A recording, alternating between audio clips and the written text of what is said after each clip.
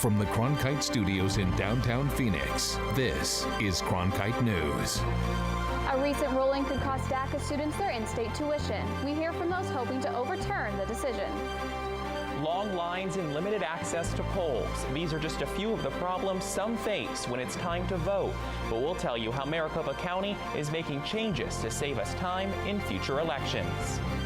The record heat has our law enforcement out in full force for heat-related rescues. How Border Patrol agents hope to lower the number of incidents. Cronkite News starts now. Good evening and welcome to Cronkite News on Arizona PBS. I'm Madison Connor. And I'm Tyler Finger. Thank you for joining us. Arizona students who are in the country under the Deferred Action for Childhood Arrivals program may soon lose their in-state tuition. Holly Bernstein is in our broadcast center with the impact this ruling could have. Holly?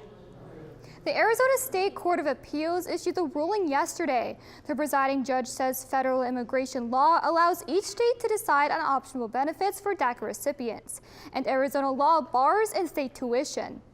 Several college and university students who are here under DACA spoke along with grassroots organizations and community leaders yesterday to talk about the impact this will have. One of those, Abel Badillo, just graduated from ASU with a bachelor's in business marketing and is working in his field. Even though he has completed his education, he wants everyone to keep fighting. Those involved in the lawsuit now have to decide if they will appeal. I got very emotional because, I thought that the fight was over. I've been fighting this fight since 2010, and I thought we finally had a victory. Will we appeal this decision? And there's, as I stated earlier, two different parties here that make that consideration. The first one, of course, is Maricopa County Community College District, who will say we disagree with the Court of Appeals and we want to go forward to the Supreme Court. The Maricopa County Community College District will be making a decision next week. Ortega says once they make a decision, those who represent the students will be able to do so also. In the broadcast center, Holly Bernstein, Cronkite News. The parents of DACA recipients also suffered a setback when the Department of Homeland Security said last week it was revoking a similar program aimed at protecting them, known as DAPA. That announcement specifically said that DACA will remain in effect, but it has left DACA recipients, known as Dreamers, worried about what's next for them. Cronkite News reporter Noel Lilly from our D.C. bureau sat down with the Dreamer, who now finds himself looking over his shoulder. When the memo came out last week revoking DAPA, DACA recipients were encouraged by one line in the memo that said that DACA would remain in effect. But now, DACA recipients like Louise Condrime are worried that they might be next. It was my dream, to get an education and then get a job. Last week, at a House committee hearing, the acting director of Immigration and Customs Enforcement, Thomas Homan, insisted that DACA recipients are not a target for deportation. So we are not, as part of our operations, targeting anybody in DACA status that's fulfilling their obligation within the deferred action requirement. But that doesn't mean that the future of DACA is completely safe. The Department of Homeland Security sent out this memo on June 15th. However, in an email exchange with Cronkite News, Joan Talbot of the department said that this memo should not be interpreted as having any relevance on the long-term future of DACA.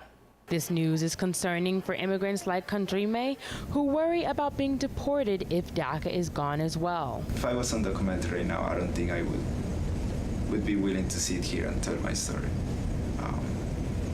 It's just a lot of there is basically just no protection for me at all. When asked about DACA, spokesman for the Federation for American Immigration Reform called it unconstitutional. Our view is that the Trump administration should allow the program to lapse, that as these deferments expire, that they should not be renewed, and we certainly shouldn't be approving new applications. But Condrime says that he and other immigrants are just looking for a chance at a better life. People will continue to risk their lives to come here for better opportunities, not only for themselves, but for their families. Condrime crossed into the United States from the Arizona-Mexico border, and he says that his DACA status expires in 2019.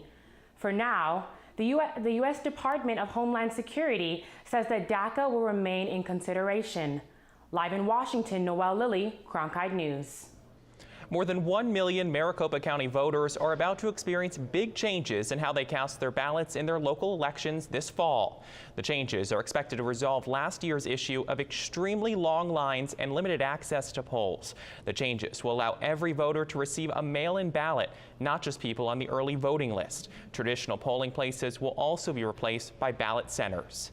Although there will be fewer ballot centers than current polling places, they will be heavily staffed with more check-in lines and equipment. The Navajo Nation Council has tabled legislation that would extend the lease on a coal-fired power plant in northern Arizona. Council members say they're waiting for a special session on Monday in Window Rock. The current lease for the Navajo generating station in Page is scheduled to expire in December of 2019. If the tribe doesn't approve of the extension by July, the plant, which employs 750 people, will close at the end of this year and eventually be torn down. Only 2 days into summer and we continue to experience extremely hot temperatures. Arizona remains under a heat warning as the National Weather Service urges residents to stay indoors. Our weather reporter Emily Bloom has a look at the current temperatures. We are still sitting in those triple digits and still setting records here in Phoenix, 116 at the moment. Our high today of 118 was exceeded by our record of 115 set back in 2008. Across the valley, we are well into those triple digits for almost everybody. This has us under an excessive heat warning lasting until Sunday, as well as an air quality pollution alert that has been issued for today.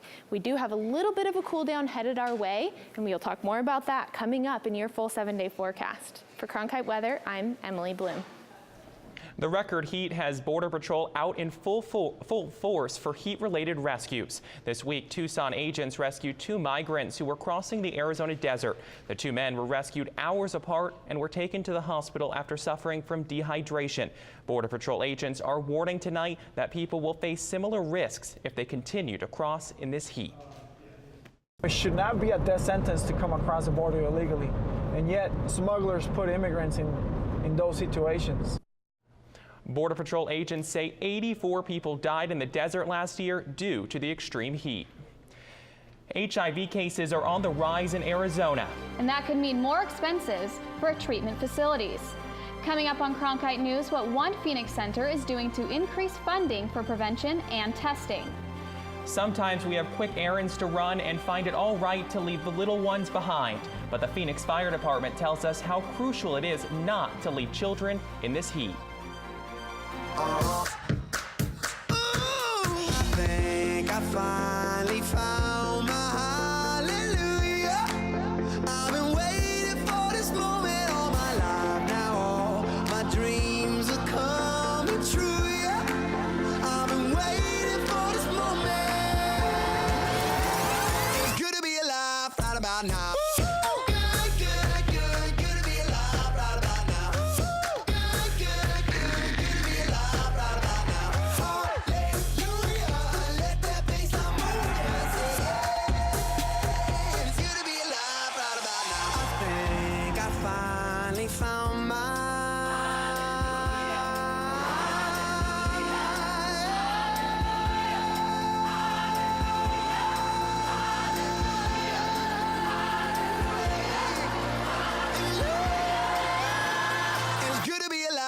About now. Heaven knows you're a dreamer. Don't hide it from anyone. Don't hide it from anyone. Hey, would you believe me if I said we are here for a reason now? This is our life. This is what counts. This is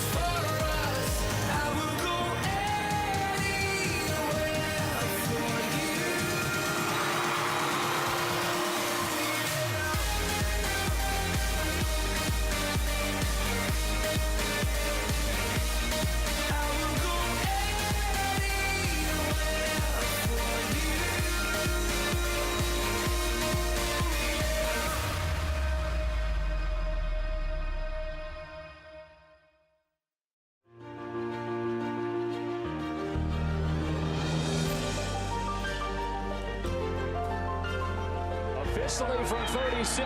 And he hooks it in. Arizona State wins. Keeping one deep, and it is caught. Jalen Strong. Do you believe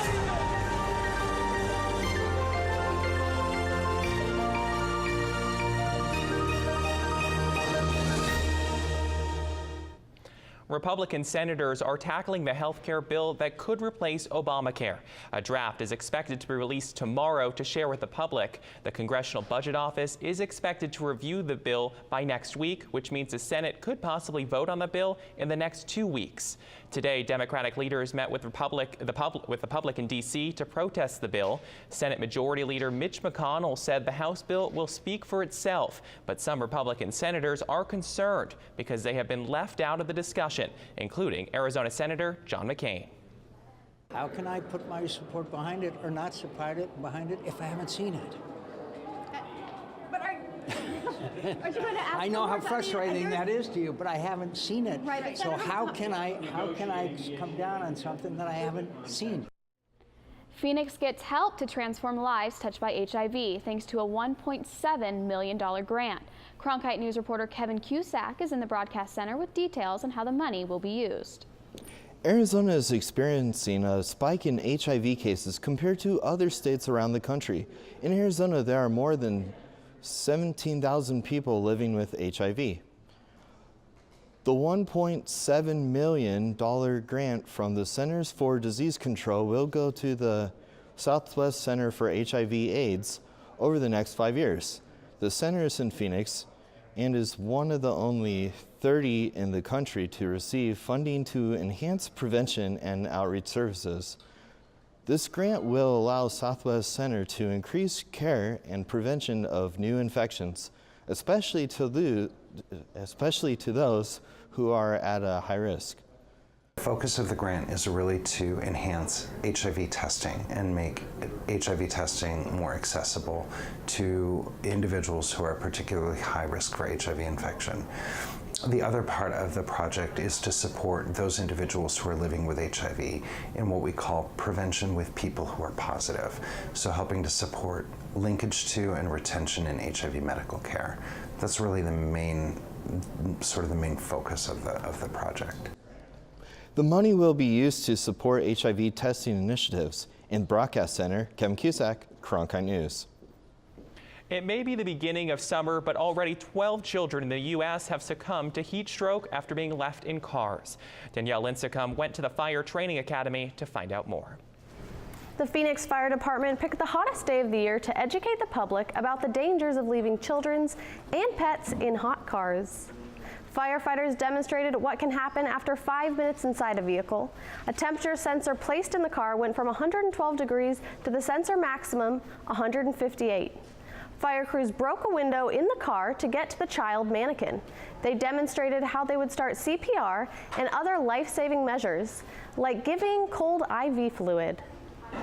If the human brain gets to 106 degrees, I imagine it's probably about the same for a pet. There's irreversible brain damage, and we can do the greatest CPR in the world. We can give cold IV fluids and take them out of heat. The reality is there's irreversible brain damage, and the survivability from that event is slim to none. Leaving children or pets unattended in a vehicle has been illegal in the state for 20 years. The governor recently signed into law House Bill 2494, known as the Good Samaritan Law, which protects civilians from civil liabilities for damages caused by rescuing a pet or child from a car. They have to show a good faith belief that a child or pet is in imminent danger. Danielle Lincecum, Cronkite News. We're still facing that extreme weather that can make your car so dangerous, but a slight cool down is on the horizon. Coming up on Cronkite News, how much longer this high heat will be sticking around. And we're not the only ones battling the high temperatures this summer. How wildlife centers are helping animals beat the heat.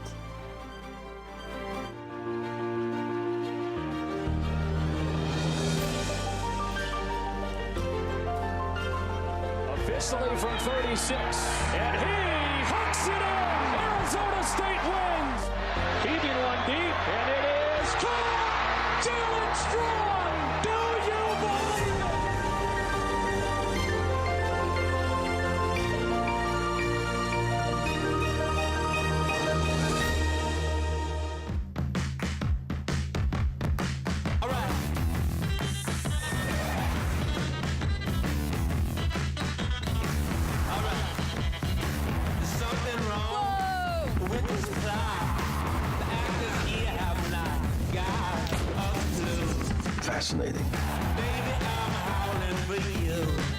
sometimes I wish I wasn't so beloved.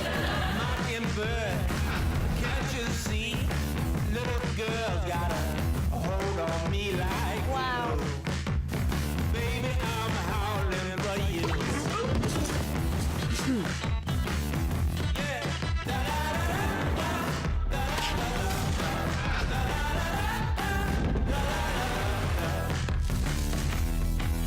It's literally one for the history books. Enjoy.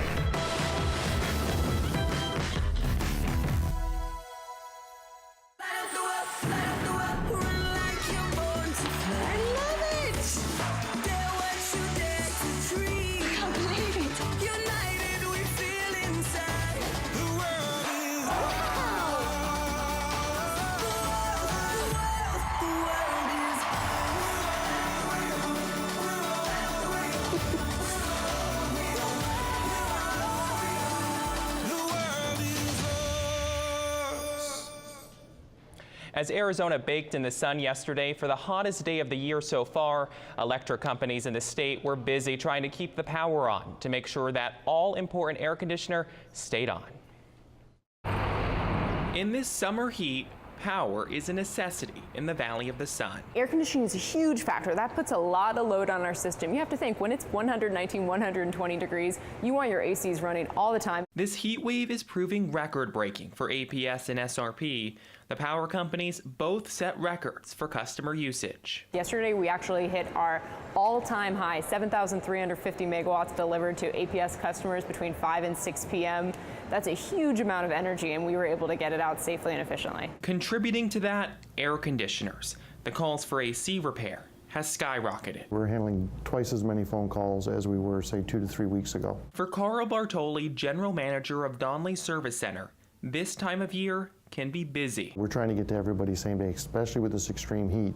It's tough to go a whole day without any air conditioning. But back at APS, this heat wave hasn't put a strain on their system. We build our system to be able to meet peak demand during the summer. So 12 months out of the year, we are looking for this 1 week when we are going to hit our peak.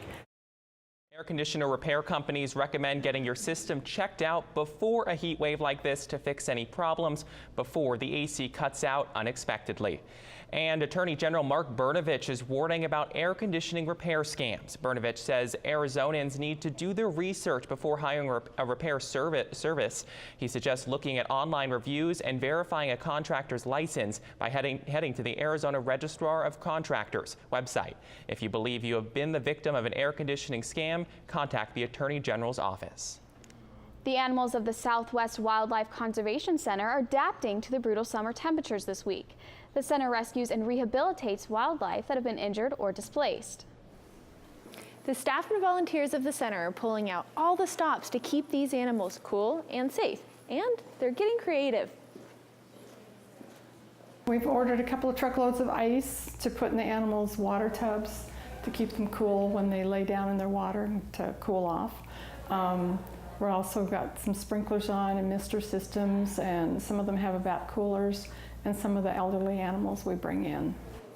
They are also keeping the animals cool with some tasty treats on the menu. Mousicles, that would be frozen mice in ice, and frozen Gatorade with Gushers fruit, and occasionally even fish for the bears. If you would like to donate to help out these animals, the center is accepting donations, but they say the repairs of the evaporative coolers and more shade cloths would be especially helpful. And our high today of 117 degrees, sunny and calm winds. We hit that high around 4 o'clock. And across the state, we can see that we do not have much in the way of any kind of precipitation or clouds to keep us cool at this time of year. So we are sitting under those extreme temperatures. That means mid to the high 90s for the North Country, 118 in Lake Havasu, 115 in Tucson, and 116 for us here in Phoenix at the moment. Now, some things to keep in mind as we are dealing with these extreme temperatures include staying hydrated. As you know, they say, if you are thirsty, it is already too late. Wear proper clothing and stay inside as much as you can. Keep an eye on the elderly, kids, and pets, but of course, under these kind of temperatures, anybody can succumb to the weather. Now taking a look ahead, tomorrow we've got a little bit of a cool down at 113 degrees. We're going to be holding strong on the triple digits well into the weekend, but we've got a little bit of a cool down by next Wednesday at 108 degrees. For Cronkite Weather, I'm Emily Bloom. NASA introduced 12 new astronauts this month, and one of them is stationed in Yuma, Arizona. Major Jasmine Mobelli is a 33-year-old quality assurance and avionics officer for the Marine Corps. Getting a call from NASA not only brought joy to her, but also her family. My mom later told me that my dad was crying so much that he couldn't even drive home afterwards. So it's hard to explain, but this is something I've wanted since I was a kid, and it was just so exciting and overwhelming. Mobelli earned a master's degree in aerospace engineering from the Naval Postgraduate School and is a distinguished graduate of the Navy's Test Pilot School. The NASA team will train for missions into Earth's orbit and to deep space. A total of 7 men and 5 women make up the 22nd class of American spaceflight trainees. This is the largest group that NASA has selected in almost 2 decades. Arm wrestling is often considered a social hobby. But for some, it's a serious sport. Coming up on Cronkite News, we take a closer look at the growing world of competitive arm wrestling. I think I finally found my hallelujah. I've been waiting for this moment all my life now. All my dreams are coming true, yeah. I've been waiting for this moment. It's good to be alive right about now.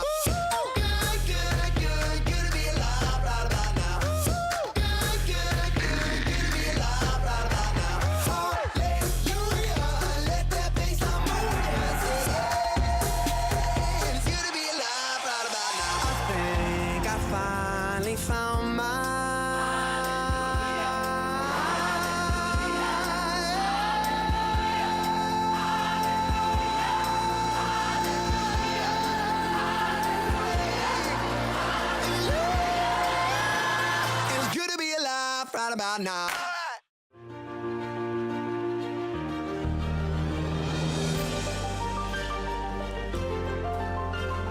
Officially from 36, and he hooks it in. Arizona State wins. Keeping one deep, and it is caught. Jalen Strong. Do you believe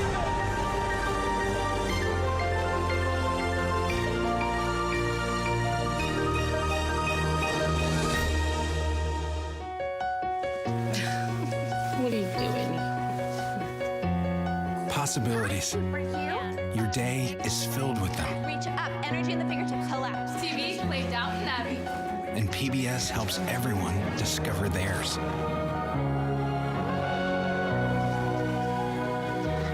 Anytime, anywhere. Up in the sky, you can see it. PBS, we're with you for life. If you're looking for a new sport to try, Cronkite reporter Felisa Cardenas may have found one you've never considered before. Arm wrestling. It's one of the oldest forms of competition. It makes many people think of grade school battles or settling a score at the bar. So arm wrestling does have a stigma with its roots in a bar type environment, drinking beer, fighting, arm wrestling. It's all part of that history, and it's true. So I'm not going to debunk it, but where has it gone from there? It's gone to heights that you'll never believe. Eric Wolf is a 2-time world arm wrestling champion pooler and has been competing for 20 years. Since the inception of the World Arm Wrestling League in 2014, they have awarded over $1 million in championship prize money. Here in Arizona, it's actually growing pretty rapidly. We have a team in Yuma, Tucson, and Phoenix. Scottsdale amateur arm wrestler Samantha Roberts-Pineda says the thrill that comes from arm wrestling is one she doesn't get from any other sport. When you get on the table to go against somebody who you have no clue whatsoever if they're on your strength or not, you just know that they're your same weight. And when they get up there and you feel someone's strength just powering through you, it's insane. It's an energy transfer that you can't get in any other sport, period. So no matter the skill level, all you gotta do is walk up to the table and try. Come on. The one thing I would give you advice for is just start slow and build up. Don't overdo it in the beginning because you get burnt out real fast. Just take it easy. It's amazing. Just come out and do it. One misconception Pineda aims to change is the idea that arm wrestling is just for the boys. She says while the popularity is growing in the Valley, she's still looking for more female competition. In Mesa, Felisa Gardenas, Cronkite News. If you're interested in trying your hand in arm wrestling, be sure to follow Arm Wrestling Addicts on Facebook for more information on local practices, showcases, and competitions. Cronkite News is proud to be the news division of Arizona PBS. Here's what's coming up on Arizona Horizon and PBS NewsHour.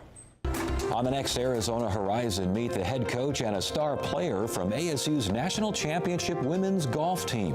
And we'll hear about the Keno Border Initiative, an organization started by a Jesuit priest to help those deported near Nogales. I'm Judy Woodruff on the next NewsHour. As summer brings a spike in Lyme disease, if dogs can be vaccinated, why can't we? That's Wednesday on the PBS NewsHour. That's it for Cronkite News tonight. Thanks for joining us. For top Arizona stories anytime, go to cronkitenews.azpbs.org.